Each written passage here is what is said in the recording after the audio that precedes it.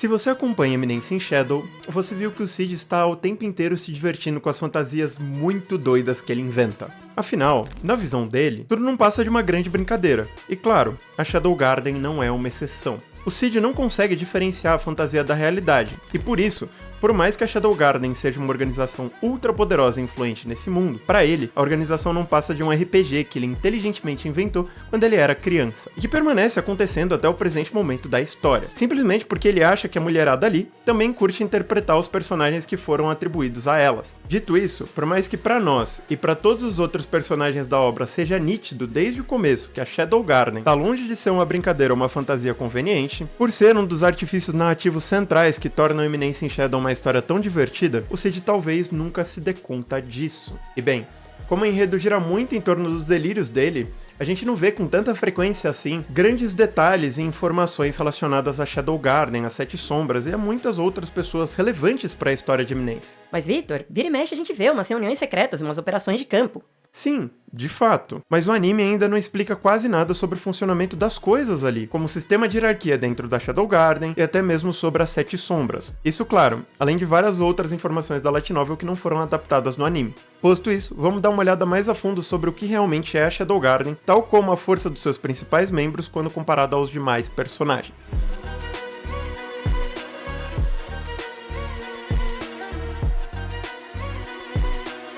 O principal propósito da Shadow Garden é sem dúvidas destruir o culto do Diablos. Para atingir esse ambicioso objetivo, elas estão constantemente expandindo a influência política e o poder econômico da organização, enquanto gradualmente fortalecem de maneira orgânica o seu poderio militar. Afinal, as mulheres afligidas pela possessão demoníaca são as que acabaram sofrendo mais da mão do culto do Diablos, ao mesmo tempo que, com o devido treino, elas podem acabar se tornando as pessoas mais capacitadas para enfrentar os membros desse culto, que por sua vez podem ser fortes o suficiente para desafiar os limites do que se acredita ser possível para humanos daquele mundo.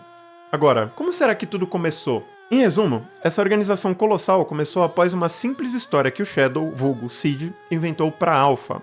E graças à sorte bizarra que ele acaba tendo, a história que ele contou pra Alpha condizia mesmo com a realidade. Então, pouco tempo depois, Alpha conseguiu recrutar mais 6 garotas que passaram alguns anos vivendo junto do Cid. Até que, eventualmente, as 7 começaram uma investigação minuciosa sobre o culto, tal como a maldição que uma vez as atormentou. E embora isso também tenha afastado elas do Cid por um tempo, isso foi algo fundamental para a consolidação da Shadow Garden, já que foi graças a essa operação que visava localizar os membros do culto do Diablos ao redor do mundo que elas descobriram coisas importantíssimas sobre as origens da possessão demoníaca. Veja, elas descobriram que como as heroínas daquele mundo eram todas mulheres, apenas mulheres podiam sofrer com sintomas da possessão demoníaca.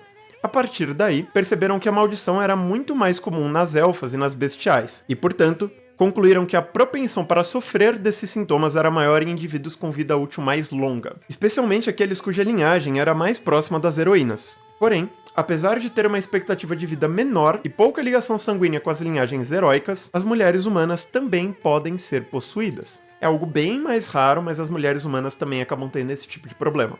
Que explica em parte o porquê tem tão poucas humanas dentro da Shadow Garden. Em parte, pois como as elfas e as bestiais são mais compatíveis com a possessão demoníaca, essas foram as únicas espécies que acabaram sendo salvas pelas Sete Sombras. De todo modo, conforme as Sete Sombras localizavam e destruíam as operações do culto, muitas possuídas eram salvas no processo, sendo que essas acabavam se afiliando à Shadow Garden, seguindo os ensinamentos da sabedoria sombria, que o próprio Shadow havia repassado para as Sete Sombras originais. Ô Vitor, o que é essa tal de sabedoria sombria?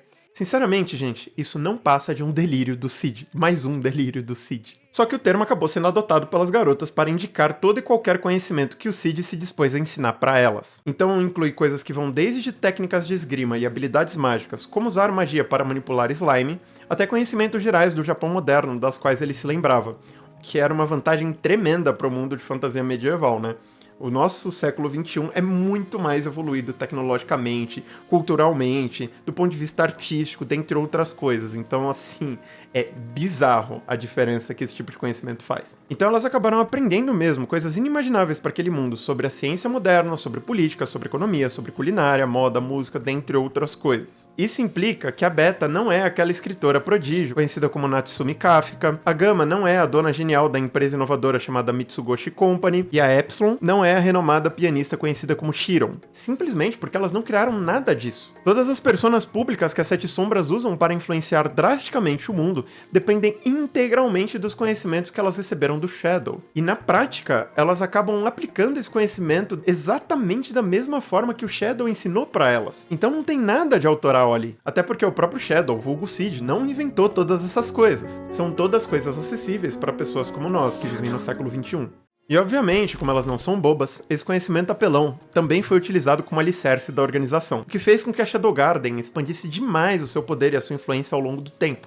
Então a quantidade de conexões que a organização obteve através das 7 personas públicas é bizarra. A tecnologia que elas usaram para melhorar a comunicação e o compartilhamento de dados entre as suas integrantes vai muito além do que se deveria ser considerado possível num mundo medieval de fantasia, e a quantidade de ativos financeiros que elas adquiriram podem ser tratados como algo equivalente ao das empresas bilionárias da vida real, tipo a Apple ou a Amazon ou qualquer outra desse porte. Mitsugoshi Company, fi. Cavala. E, gente, vamos combinar, né? A sede da Shadow Garden é uma fucking cidade gigantesca, com uma estátua gigantesca do Shadow ali no meio. É uma cidade tão secreta, tão escondida, que nem mesmo o culto do diabo sabe da existência dela.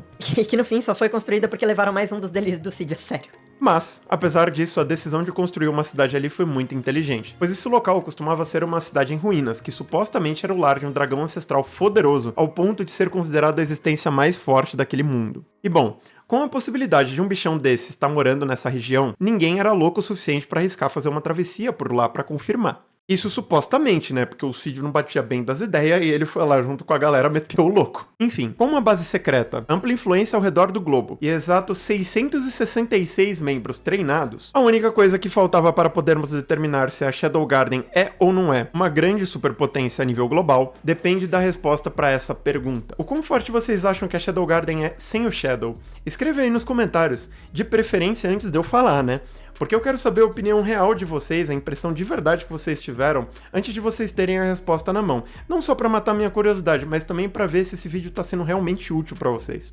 Mas enfim, como o Shadow é café com leite, a verdadeira força da organização vem da Alpha. Ela possui o segundo cargo mais alto na organização, e é quem coordena praticamente sozinha todas as atividades e operações da Shadow Garden, incluindo as operações das outras 6 sombras que estão logo abaixo dela na hierarquia. E falando nelas, as 7 sombras são um grupo de elite composto pelos primeiros membros da organização, que atuam, dentre outras coisas, como guarda-costas especiais do Shadow, já que os demais membros são divididos e classificados por números nomeados ou por números regulares. Mas aí, dá uma olhada.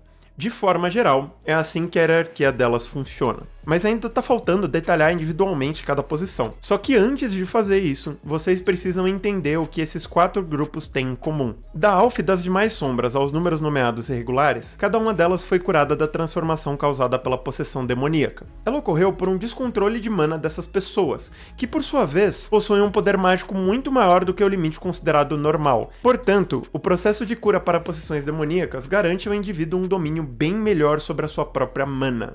Fazendo uma analogia simples, uma pessoa com excesso de mana que não tem habilidade para controlar essa mana toda, acaba tendo o risco de ter uma reserva de mana muito maior do que ela deveria. O corpo dela acaba ficando sobrecarregado com aquele tanto de mana. É como se fosse uma veia entupida. Daí, para tratar isso, basta que alguém use a própria mana para possibilitar que o corpo da pessoa suporte o poder excedente, fazendo com que a mana volte a circular normalmente pelo corpo do indivíduo. Entenderam? Ah, Vitor, eu só não entendi por que isso importa. Calma, vamos lá. Por causa disso, os membros da Shadow Garden possuem total controle sobre a mana que é anormalmente grande, certo? Isso pode significar ataques mágicos anormalmente fortes também, sem mencionar que todas elas de alguma forma aprenderam o mesmo estilo de esgrima usado pelo Shadow. Então, foi essa conjuntura toda que resultou num exército de cavaleiras mágicas muito, mas muito acima da média dos guerreiros e dos magos daquele mundo. Afinal, o requisito básico para você poder ser um membro da Shadow Garden era possuir um poder mágico absurdo por conta da possessão demoníaca. E após ter a maldição revertida, todas elas passaram por um treinamento muito superior ao dos demais países, em todos os sentidos. E claro, gente, a qualidade do treinamento não depende só do método, depende muito também de quem está ensinando. Então é justo pensar que alguém treinado pela Lambda vai ser muito mais fraco do que alguém treinado diretamente pelo Cid, como foi o caso das 7 sombras. Sem mencionar que ele passou 3 anos morando com elas, e nesse período todas as 7 se empenharam em absorver tudo que elas conseguiam. Aí não tem nem como comparar. o tempo e a qualidade dos dois treinamentos estão em patamares muito diferentes ali. Até por isso que as 7 membros originais permaneceram no topo da organização desde então, tanto em nível de poder quanto em conhecimentos gerais e, portanto, também no grau de responsabilidade que cada uma delas tem ali dentro. Além da real proximidade que a 7 tem com o Cid, vulgo Shadow, vulgo dono da porra toda, né? Mesmo que ele não ajude tanto quanto elas pensam. Inclusive, como elas receberam a cura para a possessão demoníaca através da magia do Shadow, também é de se esperar que o poder mágico delas exceda muito a de todos os outros membros, que por sua vez também são muito mais fortes do que a média das pessoas ali do rolê. Tanto que, gente, a Alpha sozinha provavelmente é capaz de destruir um país inteiro, se ela quiser. E não só ela, as outras 6 sombras individualmente também têm poder e habilidade suficiente para, no mínimo, fazer um estrago colossal em qualquer lugar, sozinhas. Com isso, vocês conseguem ter uma ideia da discrepância entre o poder individual das 7 sombras ao compará-las com os demais membros da Shadow Garden, especialmente se comparadas aos números regulares como a Rose. Dito isso, também vale lembrar que os nomes atribuídos às 7 sombras também são números. Só que esses números não indicam quem é a mais forte, só mostram a ordem em que cada uma delas entrou para Shadow Garden. Porém, da mesma forma que existem bons motivos para separarem as 7 sombras dos demais membros, também existe um bom motivo para separarem os membros que receberam um número nomeado dos demais membros que receberam números regulares. Assim como as sombras vão do 1 ao 7, os números nomeados vão do 8 ao 25, e são considerados o escalão superior da organização.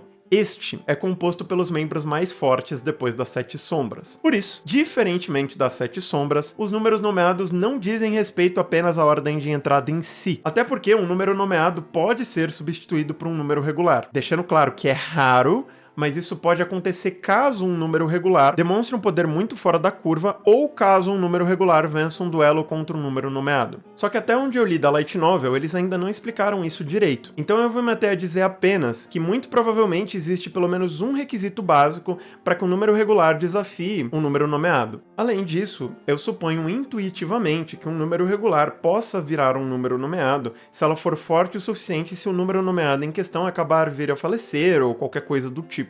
E vale dizer que até o momento em que eu tô gravando esse vídeo, o anime só mostrou 4 delas, a Nu, a Lambda, a Chi e a Ômega. Todas elas operam como subordinadas diretas de ao menos uma das 7 sombras, e cumprem papéis fundamentais para o funcionamento da Shadow Garden. Então é nítida a discrepância de poder, de habilidade, de experiência e de confiabilidade que os números nomeados têm quando comparados aos demais membros da organização. Agora, focando individualmente nas 7 sombras, cada uma delas possui poderes e habilidades muito diferentes uma das outras, além de possuírem personalidades e preferências muito distintas. Se você está curioso para saber qual é a ordem de força entre as 7 sombras, eu lamento te desapontar, mas eu não tenho como ranquear todas elas numa ordem certinho sem que eu especule um tantinho sobre isso.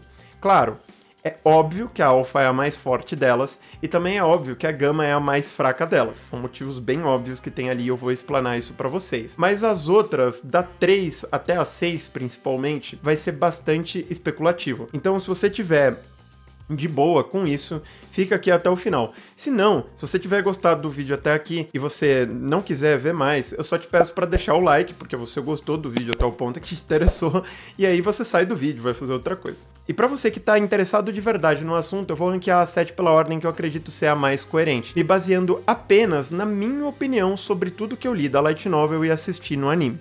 Começando pela Alpha, a sombra mais forte dentre as 7, a segunda na cadeia de comando e é responsável por supervisionar ou coordenar todas as atividades da Shadow Garden. A Alpha é uma elfa com linhagem heróica e por isso possui uma quantidade de mana absurda, que chega a ser maior do que a do próprio Shadow, inclusive. Esse poder inato, combinado ao seu grande intelecto e à sua técnica imaculada de espada, já a tornam, por mérito, a segunda maior autoridade dentro da organização. Tanto que nenhum outro membro além da Delta a desafia. E é muito engraçado, na real, porque até a Delta tem medo dela. Ela, tipo, provoca, só que quando a Alpha fica brava, ela sai correndo, ela fica tremendo de medo. É muito engraçado. Porque todas elas sabem que ninguém ali, além do Shadow, conseguiria superar a Alpha em uma luta. Então, tanto em poder mágico, quanto na esgrima e até em habilidades gerais, a Alpha supera facilmente todas as outras. Sendo que eu nem levei em consideração a sua personalidade diligente e meticulosa, que possivelmente a torna uma líder muito mais capaz do que o Shadow seria na prática. Isso se ele realmente levasse a Shadow Garden a sério, né? E por coincidência, a única com coragem suficiente para desafiar a Alpha, a Delta, é a pessoa mais selvagem e mais agressiva de toda a organização, sendo que também acaba sendo a segunda sombra mais poderosa dentre as 7. Isso de maneira geral, porque tratando-se apenas de força física, a Delta é de longe a mais forte de todas. Num nível que nem a Alpha consegue tancar a Delta no braço sozinha, se precisar. Aí sempre tem aqueles chatos que querem a resposta pra tudo, né? E falam, Vitor, me poupa, como que você sabe disso? E eu lamento te informar, por mais que eu falei que eu ia especular, dessa vez eu não especulei, você foi tapeado.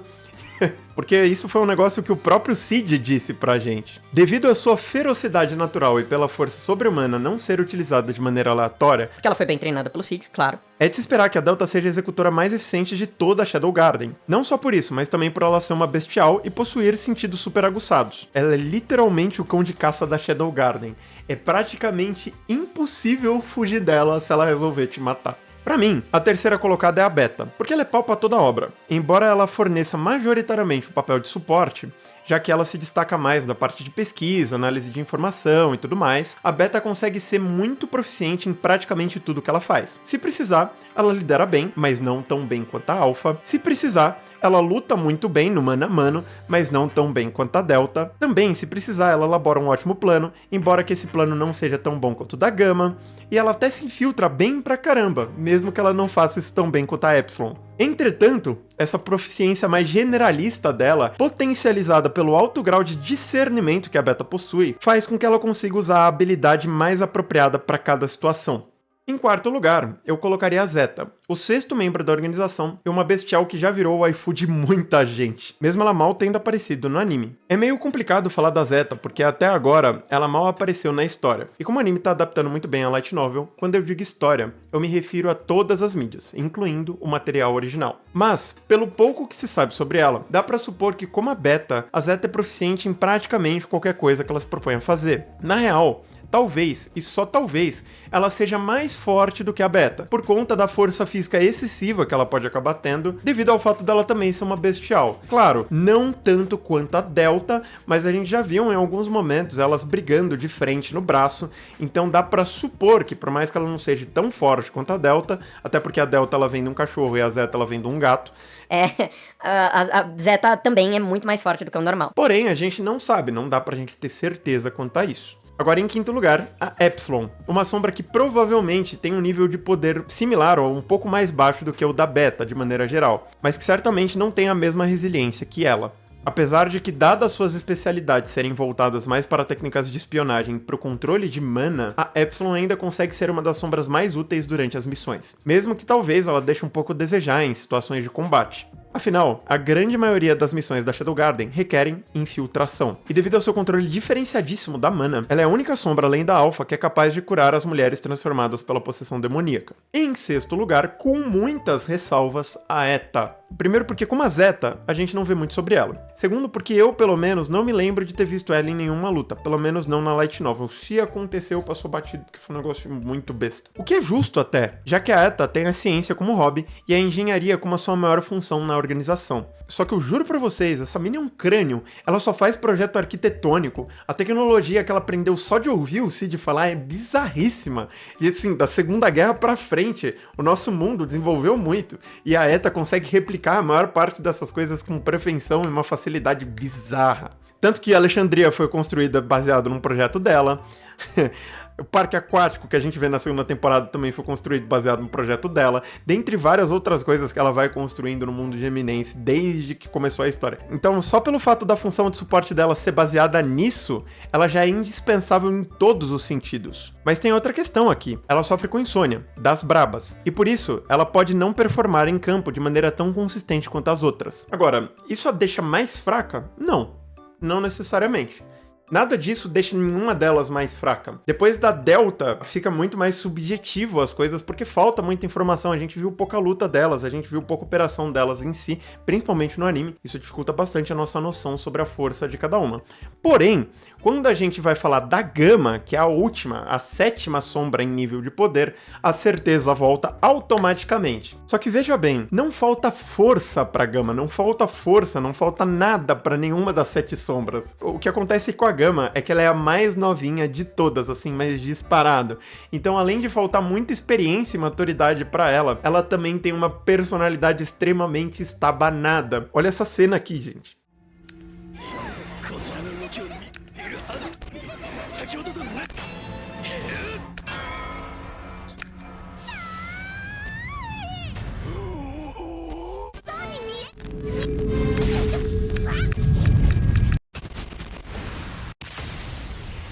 Agora eu te pergunto, uma pessoa assim é fraca? Nem fudendo. Nem fudendo. Nem fudendo.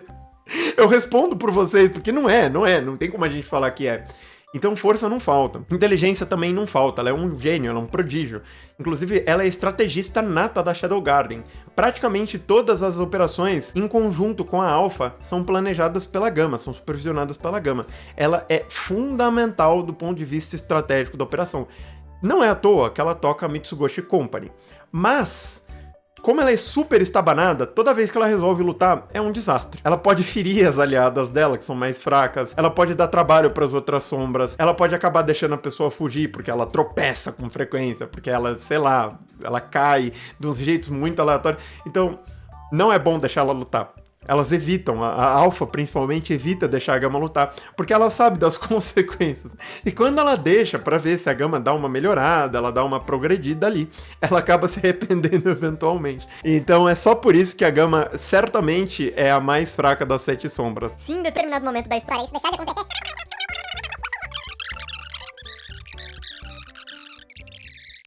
Uma hora depois, 2 horas depois, 3 horas depois, 2000 anos depois. Mas eu falei muito, eu me empolgo com essas coisas. Gente, eu só faço vídeo de explicação sobre coisas que eu realmente gosto.